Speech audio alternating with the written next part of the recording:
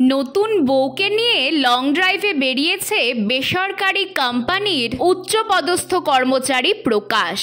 শ্বশুরের দেওয়া দামি লাক্সারি কার, ড্রাইভিং সিটে প্রকাশ আর পাশের সিটে স্ত্রী নিরুপমা।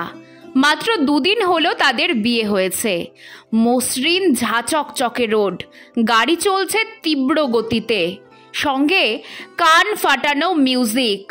নিরুপমা বারবার স্পিড কম করতে বললেও প্রকাশ কিছুতেই কথা শুনছে না।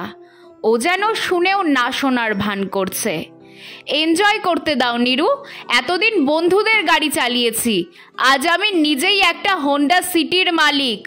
তোমার বাবাকে অনেক ধন্যবাদ এই উপহারের জন্য। নিরুপমা নির্লিপ্ত এবং সামান্য মুচকি হাসি দিয়ে বলল, মিউজিকটা একটু আস্তে করো।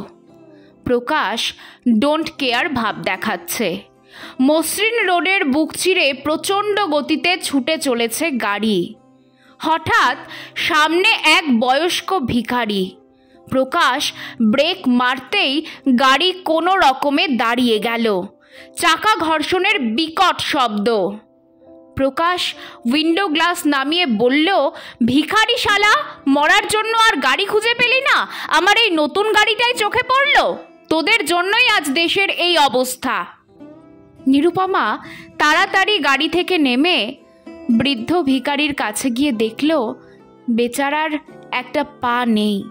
কোনো রকমে স্ট্রেচারে ভর দিয়ে চলাফেরা করেন।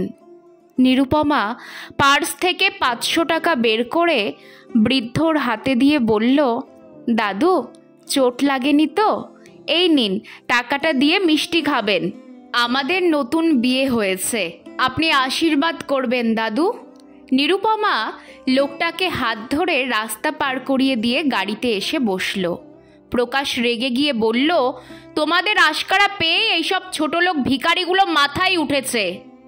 নিরুপমা মুচকি হাসি হেসে শান্ত গলায় বলল, প্রকাশ ভিখারি নিরুপায়, হয়তো ওর ভিক্ষা করা ছাড়া আর কোনো পথ নেই, কিন্তু সব কিছু থাকার পরেও কিছু মানুষ ভিক্ষা করেন। আর অসহায় মেয়ের বাবা নিজের সারা জীবনের পুঁজি একত্রিত করে সেই সমস্ত ভিখারির ডিমান্ড মিটিয়ে থাকে। কথাটা শুনেই প্রকাশ চুপ করে গেল, কিছুই বলতে পারল না। পরের মোড়েই ইউটার্ন নিয়ে বাড়ি ফেরার রাস্তা ধরল। না, আর লং ড্রাইভে যাওয়া হলো না। আমরা বাস্তবেও এরকম প্রকাশকে সব সময় দেখতে পাই, যারা একটা মেয়ের বাবাকে পুরোপুরি শুষে নিয়ে নিজেকে ভরিয়ে দিতে চায়। আচ্ছা ভেবে বলুন তো, সত্যিকারের ভিখারি কারা? ওই বৃদ্ধ ভিখারি নাকি প্রকাশের মতো চাকুরিজীবীরা?